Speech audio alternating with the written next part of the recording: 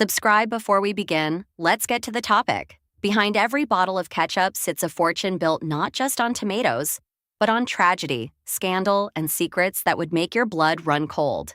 The Heinz name conjures images of wholesome American values, but beneath the surface lies a dynasty forged in the fires of industrial warfare, political manipulation, and family betrayals that shook the foundations of American capitalism. This is the untold story of how one family's pursuit of power created an empire stained with darkness. Henry John Heinz arrived in America in 1840 as the son of German immigrants, stepping into the industrial hellscape of Pittsburgh, Pennsylvania. This was not the America of opportunity celebrated in folklore, but a brutal world where factory fires claimed lives weekly, where child laborers lost limbs to machinery, and where fortunes were built on the broken backs of desperate people. Young Henry watched his father's brickyard operations, where men worked 16-hour shifts in temperatures exceeding 120 degrees, their lungs slowly filling with silica dust that would kill them before the age of 40. At a young age, he learned that wealth in America required a willingness to sacrifice others. At the age of 8, Henry took his first step into commerce by selling vegetables from his mother's garden, but this was far from innocent entrepreneurship. He employed neighborhood children as young as 5, paying them pennies while filling his own pockets with dollars.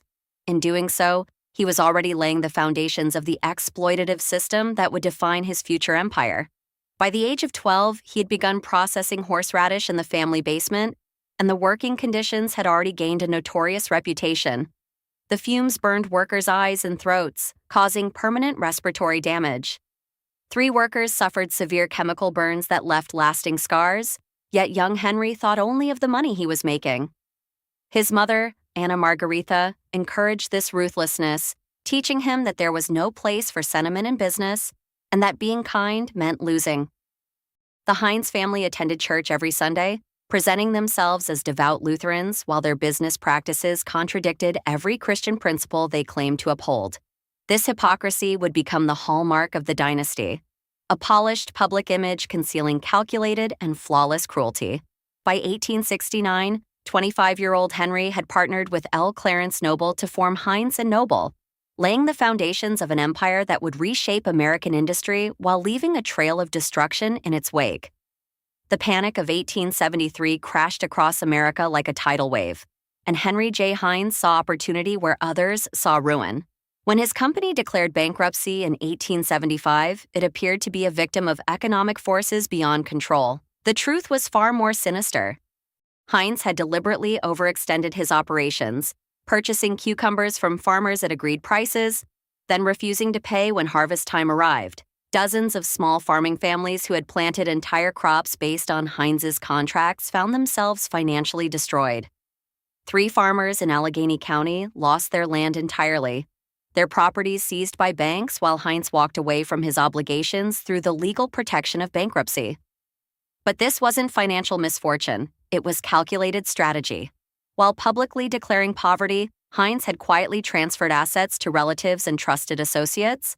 His brother John Heinz suddenly possessed significant capital, enough to start a new company in 1876. The H.J. Heinz Company emerged from the ashes of the old firm, with Henry firmly in control but legally insulated from previous debts. The farmers he had ruined received nothing. One farmer, a German immigrant named Friedrich Schiller, confronted Heinz at his home, begging for at least partial payment to save his family from destitution. Witnesses reported that Heinz had him forcibly removed from the property by hired men who left Schiller with injuries that troubled him for the rest of his life. This incident was quietly buried, never appearing in official company histories.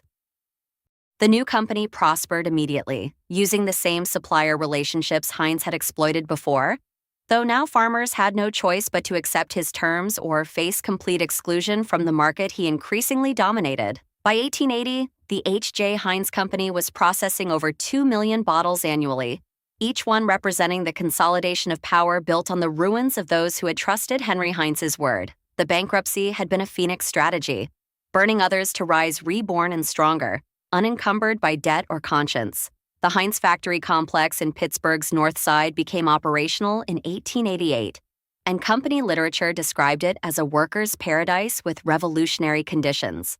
The reality behind the factory gates told a different story entirely.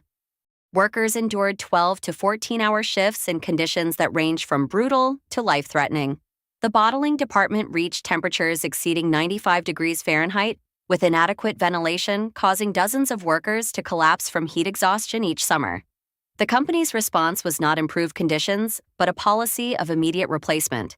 When a worker fell, another desperate soul stood ready to take their place. The machinery was deliberately designed to prioritize speed over safety, with exposed gears and belts that regularly caught clothing, hair, and flesh.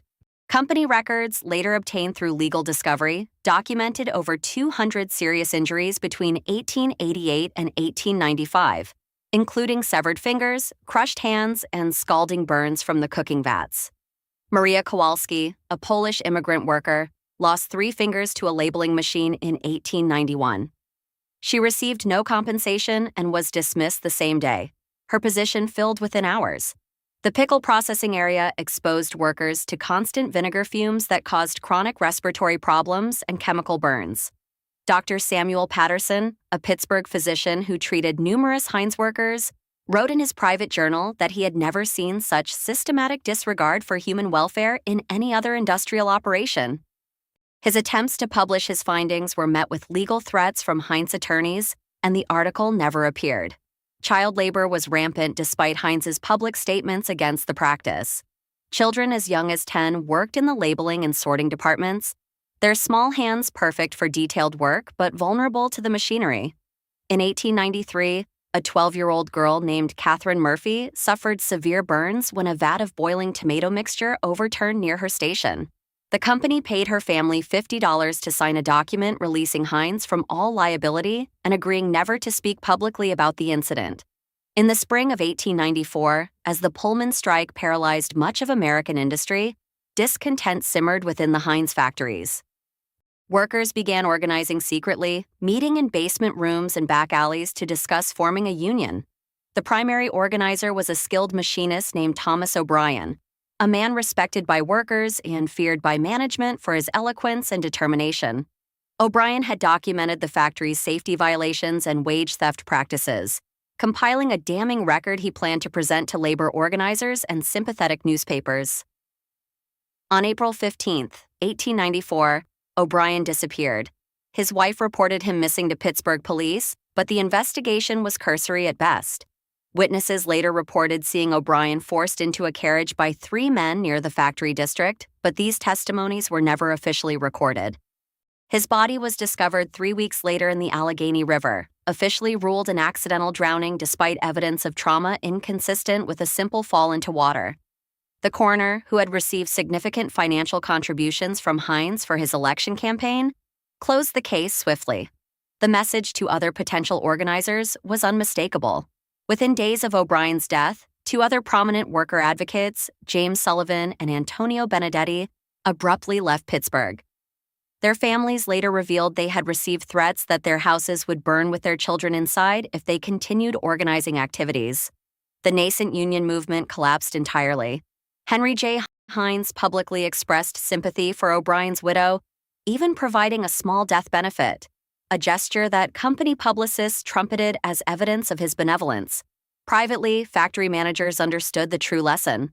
Heinz had demonstrated that he would use any means necessary to maintain absolute control over his workforce. The company implemented a sophisticated spy network, placing informants throughout the factory to report any whisper of union activity. Workers suspected of sympathizing with labor organizations found themselves dismissed for fabricated infractions or reassigned to the most dangerous positions until they quit voluntarily. Henry J. Heinz positioned himself as a champion of pure food and consumer protection, and his advocacy genuinely contributed to the passage of the Pure Food and Drug Act of 1906. This public stance earned him a reputation as a progressive businessman who placed consumer welfare above profit. The reality was more complex and considerably darker. Heinz's support for food safety regulation was strategic rather than altruistic. He had already invested heavily in processing equipment and quality control measures that smaller competitors could not afford. The new regulations would devastate his competition while barely affecting his operations. He privately lobbied for specific provisions that would create insurmountable barriers for small producers. effectively using government regulation as a weapon to consolidate market dominance. Internal company documents from this period reveal a different story than the public narrative. While Heinz products were indeed safer than many competitors' offerings, the company still engaged in practices that violated the spirit, if not always the letter, of emerging regulations.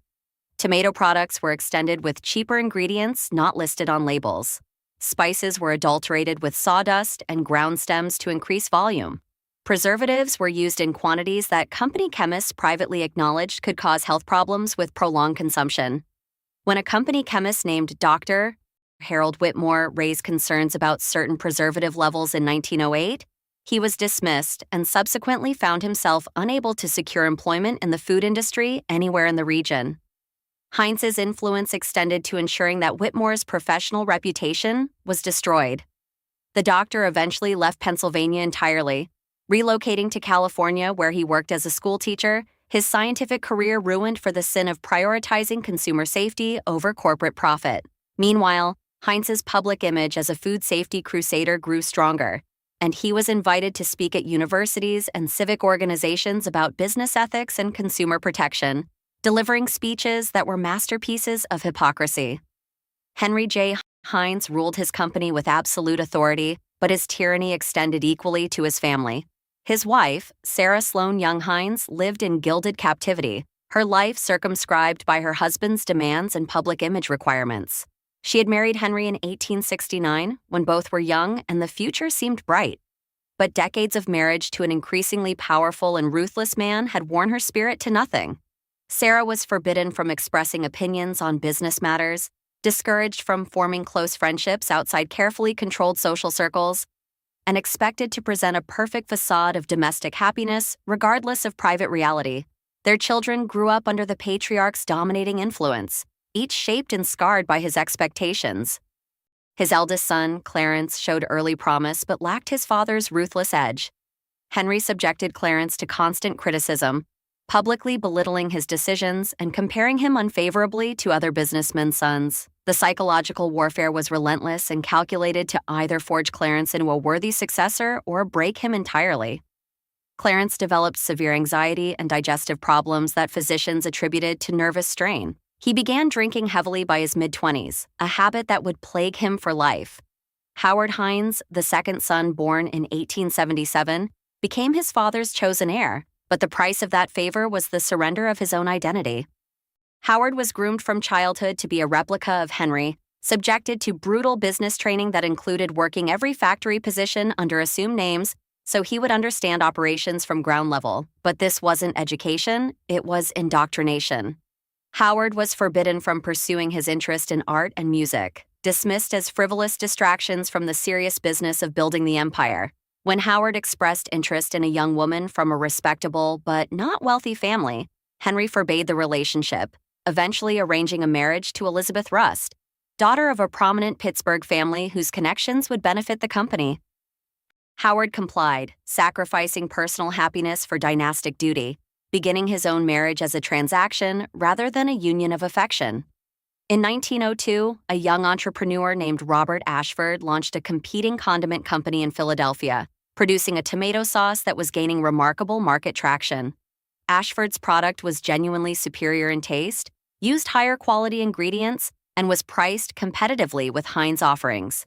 Within 18 months, Ashford's company had secured distribution in over 300 stores across Pennsylvania, New Jersey, and Delaware, directly threatening Heinz's market dominance in the region. Henry J. Heinz took notice, and his response demonstrated the full extent of his power and willingness to destroy competition by any means necessary. First came the economic warfare. Heinz representatives visited every store carrying Ashford's products, offering special pricing and exclusive deals contingent on dropping the competing brand. Store owners who refused found themselves unable to obtain Heinz products at all. A devastating blow given the brand's popularity. Simultaneously, Heinz used his influence with railroad companies to create shipping delays and increase freight costs specifically for Ashford's shipments, strangling the young company's distribution network. When these tactics proved insufficient to completely eliminate the threat, more direct methods were employed. Ashford's factory experienced a catastrophic fire in August 1903, destroying his entire production facility and inventory. The fire marshal's investigation concluded it was accidental, caused by a faulty boiler, but witnesses reported seeing unfamiliar men near the factory shortly before the blaze began. These witnesses were never called to testify, and their statements disappeared from official records. Ashford, financially ruined and unable to secure loans to rebuild, attempted to sell his recipes and brand to other manufacturers. He discovered that no one in the food industry would touch his assets. Word had spread that doing business with anything connected to Ashford would result in retaliation from Heinz. Broken and bankrupt, Robert Ashford left the food industry entirely, eventually moving to the Midwest where he worked as a clerk in a hardware store. His entrepreneurial dreams crushed beneath the weight of Heinz's ruthless monopolistic practices. Henry J. Heinz died on May 14, 1919, at age 74. His passing marked by elaborate public mourning and tributes to his business genius and philanthropic contributions. Newspapers across America praised him as an industrial pioneer and model Christian businessman. The private reality of his final years painted a darker picture. Heinz had become increasingly paranoid and controlling, convinced that competitors and even family members were plotting against him. He demanded daily reports on every aspect of company operations and flew into violent rages when results disappointed him. His relationship with his sons had deteriorated into cold formality, business meetings devoid of genuine affection. Howard, who had spent his entire adult life preparing to inherit the empire, found himself constantly second-guessed and undermined by his father's inability to relinquish control. In his final months, suffering from pneumonia, Henry continued conducting business from his bedroom, signing documents and issuing orders even as his strength failed. He had accumulated a fortune estimated at over $20 million, equivalent to hundreds of millions in modern currency, but the wealth had not brought peace or satisfaction. His deathbed was attended by family members who performed their duty, but whose private feelings were more complex than public displays suggested. Sarah, his wife of 50 years, had long since retreated into a shell of polite detachment, her true emotions locked away after decades of subordination. The funeral was a spectacular affair, attended by Pittsburgh's elite and covered extensively by the press. Thousands of workers were given the day off to attend, a gesture trumpeted as evidence of Heinz's benevolence, though the day was unpaid and attendance was carefully noted by supervisors. The eulogies spoke of his vision, his integrity, his contributions to American industry. None mentioned the broken farmers, injured workers, destroyed competitors, or family members who had sacrificed their own dreams to serve his ambition. Henry J. Heinz was buried in Homewood Cemetery in Pittsburgh, his monument appropriately grand, his legacy far more complicated than the granite suggested. Howard Heinz assumed control of the H.J. Heinz Company in 1919, inheriting an empire that dominated the American condiment industry, but also inheriting the methods and mindset that had built it. Howard was 42 years old, and his entire life had been preparation for this moment, yet he discovered that stepping into his father's shoes meant walking a path already carved in stone. The company his father built operated on principles Howard had internalized so completely that he could not imagine alternatives even when he might have wished to. The first years of Howard's leadership were marked by continuity rather than change. Labor practices remained exploitative, competitive tactics remained ruthless, and the gap between public image and private reality remained as wide as ever. Howard lacked his father's charismatic personality, but possessed the same fundamental belief that business success justified almost any method. Where Henry had been a tyrant who inspired fear, Howard was a cold administrator who inspired nothing at all. Workers who had endured Henry's reign found Howard's management no better, merely different in style. The 1920s brought prosperity to the company as American consumer culture exploded, but the benefits flowed upward while factory workers saw minimal improvement in conditions or compensation. Howard's personal life reflected the emptiness at the core of dynastic wealth. His marriage to Elizabeth, arranged by his father for business advantage, had produced children but little genuine partnership. They maintained separate bedrooms and largely separate lives, united by social obligation and family name rather than affection. Howard threw himself into company expansion, opening new facilities and developing new products. But colleagues noted his joyless approach to work that had once been his father's passion. He drank heavily in private, a habit that grew worse with each passing year. self-medicating against the realization that he had inherited a fortune but sacrificed a life. The company prospered while its leader slowly hollowed out from within, a pattern that would repeat through subsequent generations. The stock market crash of 1929 and subsequent Great Depression devastated American workers. But the Heinz Company's response revealed the dynasty's true character when economic crisis provided cover for even greater exploitation.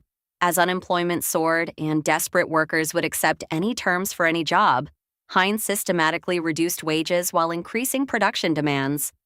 Workers who had earned adequate, if not generous, wages in the 1920s found their pay cut by 30 to 40%, while their hours increased and their working conditions deteriorated.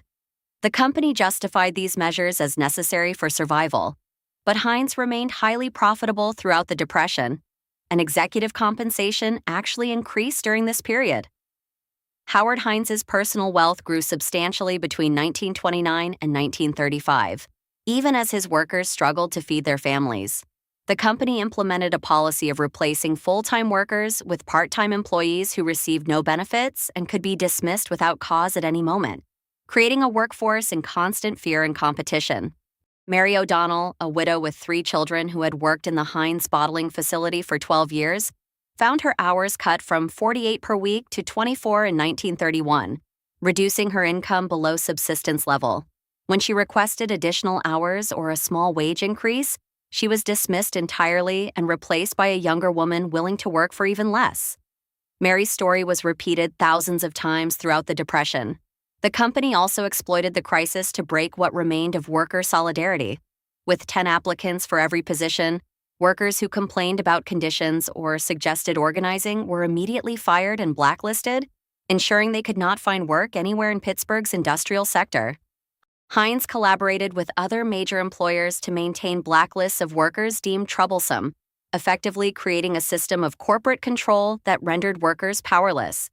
Meanwhile, the company's public relations department worked overtime to maintain Heinz's image as a benevolent employer, distributing carefully staged photographs of company charity efforts and publicizing small donations to relief organizations. Henry John Heinz II, known as Jack, was born in 1908 into unimaginable privilege and grew up in a world where money solved every problem and consequence rarely applied to those with sufficient wealth. Jack's childhood was spent in the family's various mansions, attended by servants, educated by private tutors, and thoroughly insulated from the reality of how the family fortune was actually generated. He attended Yale University, where he distinguished himself primarily through lavish parties, reckless behavior, and a series of scandals that the family's money and influence kept out of newspapers. Jack had no interest in the food business and even less aptitude for it, but Dynasty demanded that he play his role. His father Howard, himself a hollow man shaped by his father's tyranny, attempted to prepare Jack for eventual leadership, but the young heir resisted any serious engagement with company operations. Jack's true passions were fast cars, faster women, and the endless amusements available to someone with unlimited funds and no accountability. In 1931, at age 23, Jack crashed his racing car during an unofficial road race outside Pittsburgh, sending 2 other vehicles off the road in the process. One driver suffered serious injuries, but the incident was quietly settled with cash payments and sealed legal agreements. No charges were filed, no newspaper reports appeared, and Jack continued his reckless lifestyle without interruption. His romantic life was equally scandalous by the standards of the era. Jack conducted numerous affairs with actresses, socialites, and women he met in nightclubs, showing no discretion and less respect. When one relationship produced a pregnancy in 1933, the woman was paid a substantial sum to leave Pittsburgh permanently and never contact the family again. The child was raised believing someone else was the father, never knowing the truth of his Heinz lineage. Jack eventually married Joan Deal in 1936, a socially acceptable union that produced children but did nothing to curb his extramarital activities. Joan learned to tolerate her husband's infidelities as the price of maintaining her position in society, a bargain countless wealthy wives had made before her. World War II presented the Heinz Company with extraordinary profit opportunities, and the dynasty seized them with enthusiasm wrapped in patriotic rhetoric. The company secured massive government contracts to supply American military forces with canned goods, condiments, and preserved foods, production that generated enormous profits while being celebrated as patriotic contribution to the war effort. The reality behind the propaganda was considerably less noble. The company negotiated contracts that guaranteed substantial profit margins regardless of actual costs, and internal documents later revealed systematic overcharging on government orders. Quality control standards that applied to civilian products were quietly relaxed for military supplies, with cheaper ingredients and less rigorous inspection protocols. Soldiers in the field consumed Heinz products that would never have passed the company's peacetime standards, but complaints from military personnel were dismissed as unpatriotic or attributed to the hardships of war rather than product deficiencies. The company also exploited wartime labor shortages to further reduce worker protections and compensation. With able-bodied men serving in the military, Heinz employed women and older workers at wages below what had been paid to the men they replaced, justifying the disparity as temporary wartime necessity. These workers handled the same dangerous machinery, worked the same long hours, and suffered the same injuries, but received significantly less compensation and even fewer benefits. When workers at the Pittsburgh facility attempted to organize for better conditions in 1943, the company branded them as undermining the war effort, a devastating accusation in that climate of patriotic fervor. The organizing effort collapsed under the weight of public condemnation carefully orchestrated by company publicists. Meanwhile, family members including Jack Heinz received military deferments based on their supposedly essential roles in food production, though Jack spent most of the war years at the family's Florida estate, making only occasional appearances at company facilities for publicity photographs showing him inspecting production lines. In 1947, a batch of Heinz vegetable soup distributed to stores across the Midwest was contaminated with botulism toxin, one of the most lethal substances known to science. 17 people became seriously ill after consuming the product, and 4 died agonizing deaths as the toxin paralyzed their respiratory systems. This should have been a national scandal, a crisis that destroyed the company's reputation and resulted in criminal prosecutions. Instead, it became a masterclass in corporate crisis management, legal manipulation, and the power of wealth to control information and escape accountability. The company's response was immediate and multifaceted. Teams of lawyers descended on the affected families before they could secure their own legal representation, offering substantial cash settlements in exchange for signing non-disclosure agreements and releasing the company from all liability. Families devastated by sudden loss and facing funeral expenses they could not afford were pressured to accept these offers quickly before they fully understood the magnitude of what they were signing away. Those who initially refused found themselves facing teams of attorneys who made clear that litigation would be lengthy, expensive, and uncertain, while the settlement offer had a rapidly approaching expiration date. Simultaneously, the company used its influence with retailers to ensure that remaining contaminated product was quietly removed from shelves without public announcement or official recall. The Food and Drug Administration investigation was hampered by missing documentation and uncooperative company officials who claimed that relevant production records had been accidentally destroyed in a routine file purge. FDA investigators privately expressed frustration at obvious obstruction, but lacked the resources and political support to overcome the company's legal defenses. The story was kept out of major newspapers through a combination of legal threats and strategic advertising spending. Publishers were made to understand that covering the story aggressively would result in the loss of substantial advertising revenue from Heinz and potentially from other major corporations who would view such coverage as dangerously antagonistic to business interests. By the 1950s, the H.J. Heinz Company had become a prime target for corporate raiders and hostile takeover attempts. The company was profitable and held valuable assets, but family management had grown complacent and inefficient. In 1955, a group of investors led by financier Robert Thornton assembled sufficient capital and stock positions to mount a serious takeover bid, intending to remove family management and restructure the company for greater profitability. The Heinz family's response demonstrated that while business acumen might have diminished across generations, the ruthless instinct for power retention remained fully intact. The family mobilized every resource at their disposal to defeat the takeover attempt. They secured emergency financing from Pittsburgh banks where family connections ran deep. allowing them to repurchase stock at premium prices. They lobbied Pennsylvania legislators to quickly pass laws making hostile takeovers more difficult. Legislation drafted by Heinz attorneys and pushed through with minimal debate. They launched a public relations campaign portraying the takeover attempt as an assault on Pittsburgh heritage and American family business values, successfully turning public opinion against the investors. But the most effective tactics were the ones that never became public. Robert Thornton found himself suddenly facing federal tax audits of unprecedented scope and aggression. His other business ventures encountered unexpected regulatory obstacles and permit delays.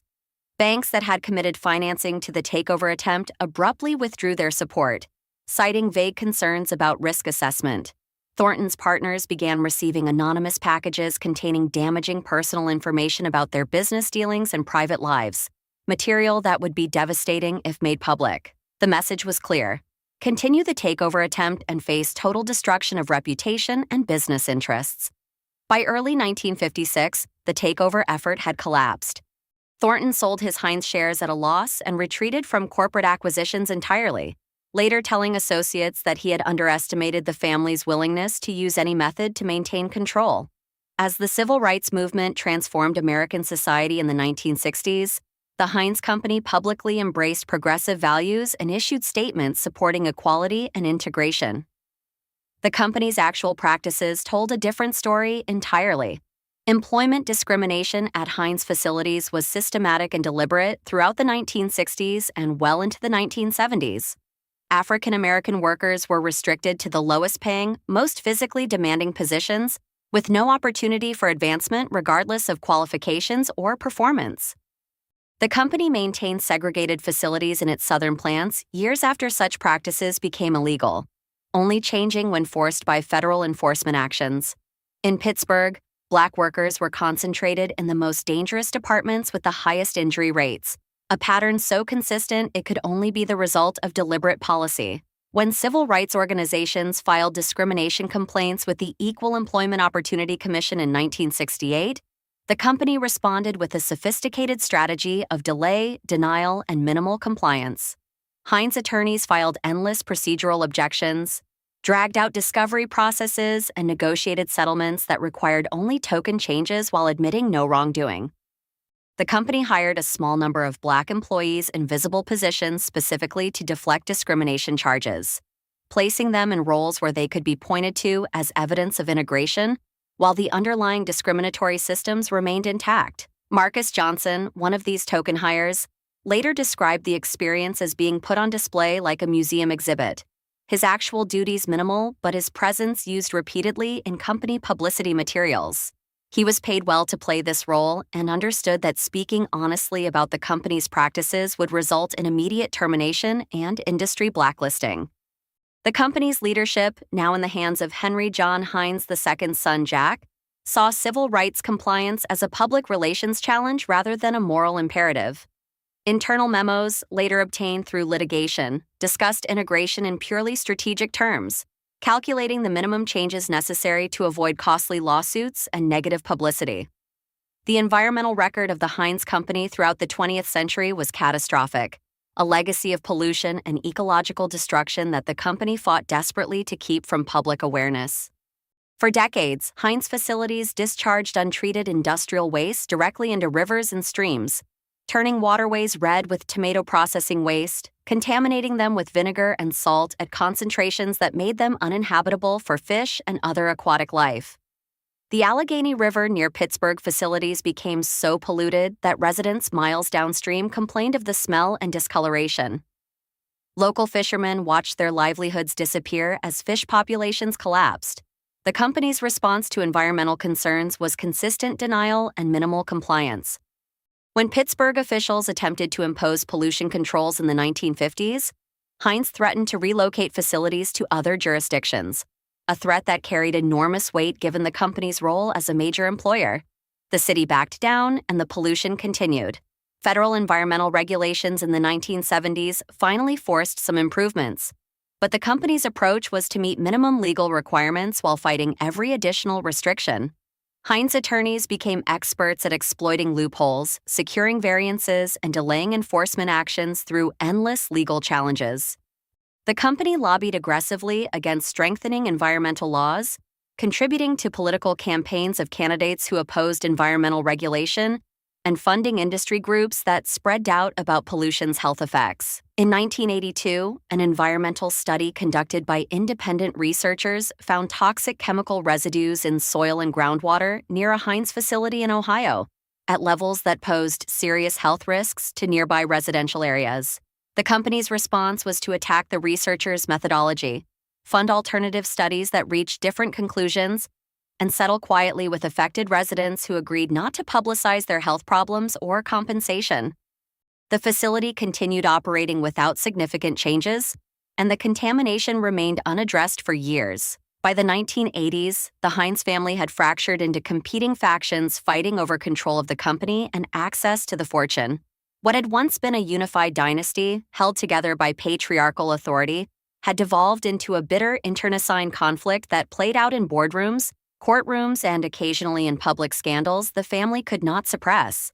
The conflict centered on control of the family trust that held substantial company stock and generated enormous income. Jack Heinz's children from multiple marriages had competing claims and conflicting visions for the company's future. Some family members wanted to maintain traditional control and continue receiving substantial dividends.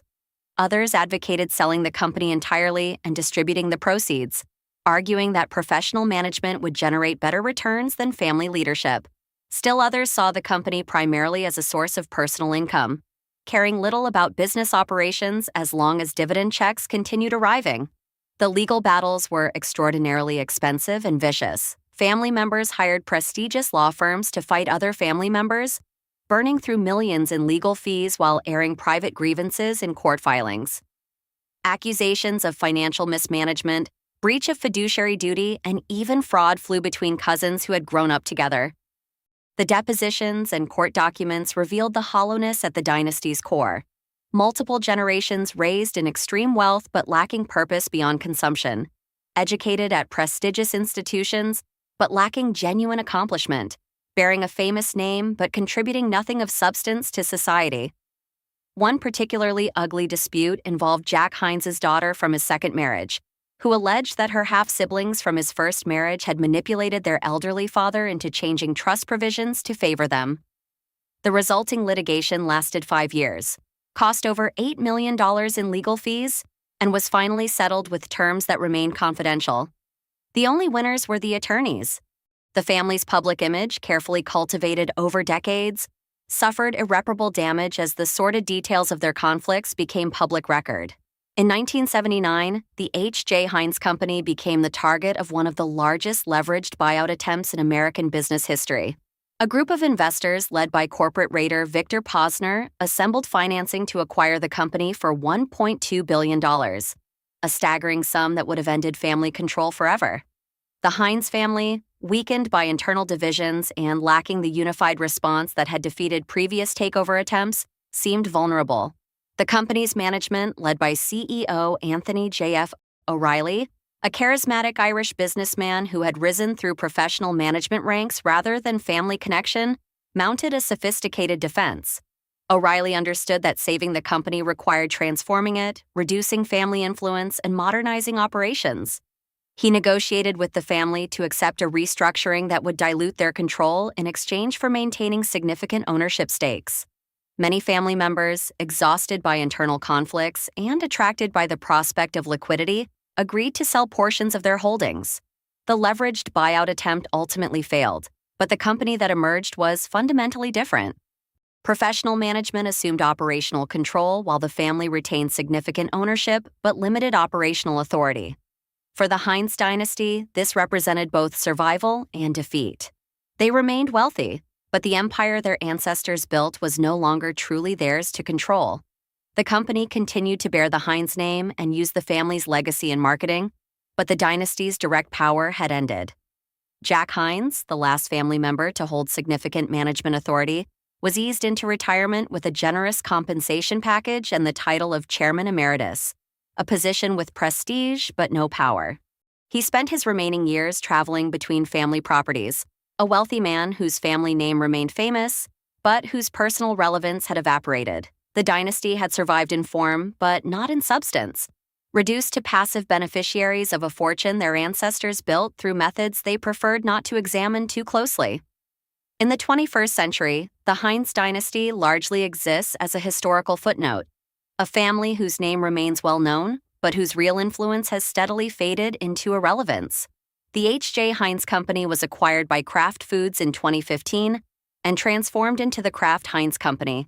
This transaction effectively severed any meaningful connection between the family and the business empire their ancestors had built. The descendants of the Heinz family remain wealthy, with trust funds generating income that requires no effort to sustain. Yet they are little more than wealthy ghosts, inhabiting a legacy they did not build and cannot truly claim as their own achievement. The family's historical record has increasingly come under critical scrutiny as historians and journalists delve deeper into archives and conduct interviews with former workers and their descendants. The carefully crafted image of benevolent industrialism has given way to a more realistic assessment of ruthless capitalism, systematic exploitation, and the human cost of building such a fortune. Former workers and their families have begun to share stories long suppressed, either by expired non-disclosure agreements or by fears that have diminished over time. These testimonies paint a picture starkly different from official company histories, revealing with striking clarity the injuries, injustices, and institutional cruelty that characterized Heinz operations for more than a century. Environmental remediation efforts at former Heinz facilities are still ongoing, with cleanup costs reaching tens of millions of dollars. However, these expenses are borne not by the family responsible for the contamination, but by taxpayers and subsequent property owners. Members of the Heinz family have largely withdrawn from public life. Their social media presence is carefully curated to showcase charitable activities and glamorous lifestyles, while deliberately avoiding any discussion of how their wealth was actually generated. They attend galas, serve on the boards of nonprofit organizations, and perform the rituals of philanthropic aristocracy, yet the foundation of their fortune remains a story of exploitation and ruthlessness. Some descendants have attempted to rehabilitate the family image through charitable foundations and public service. However sincere these efforts may be, they cannot erase the historical reality of how the fortune was built. The story of the Heinz Dynasty offers profound lessons about American capitalism, family legacy, and the true cost of empire building, but whether those lessons have been learned remains questionable. The Heinz family's rise from immigrant poverty to industrial dominance followed a pattern repeated throughout American history: ruthless accumulation of wealth through exploitation of workers, destruction of competitors, manipulation of regulatory systems, and creation of a public image that bore little resemblance to operational reality. The dynasty lasted 4 generations of significant power before declining into passive wealth, a trajectory that raises fundamental questions about inherited privilege and dynastic succession in a supposedly democratic society. The workers who built the Heinz fortune with their labor received minimal compensation and no lasting security, their contributions forgotten while the family name endures on products sold worldwide. The competitors destroyed by Heinz's monopolistic practices disappeared from history, their entrepreneurial dreams crushed by superior capital and willingness to use any tactic. The communities polluted by Heinz facilities continue dealing with environmental consequences long after the company moved on. The family members themselves, despite their wealth, often lived hollow lives, shaped by dynastic expectations that valued fortune over fulfillment, power over purpose, and public image over authentic relationship. The later generations, raised in extreme privilege, contributed little beyond consumption and conflict, their lives demonstrating that inherited wealth without purpose breeds emptiness. The Heinz story is ultimately a tragedy, not in the classical sense of noble characters brought down by fatal flaws, but in the modern sense of human potential wasted, lives diminished, and communities damaged in service of accumulation that benefited few and cost many. The ketchup on American tables carries no taste of this history, no hint of the ruthlessness required to build an empire. Perhaps that is the most important lesson, that the products of capitalism come to us cleansed of their true origins, their histories sanitized, their costs hidden. The Heinz dynasty rose, dominated, and faded, leaving behind a brand name, a fortune divided among increasingly irrelevant descendants, and a historical record that reveals uncomfortable truths about how American fortunes are really built. For more content like this, subscribe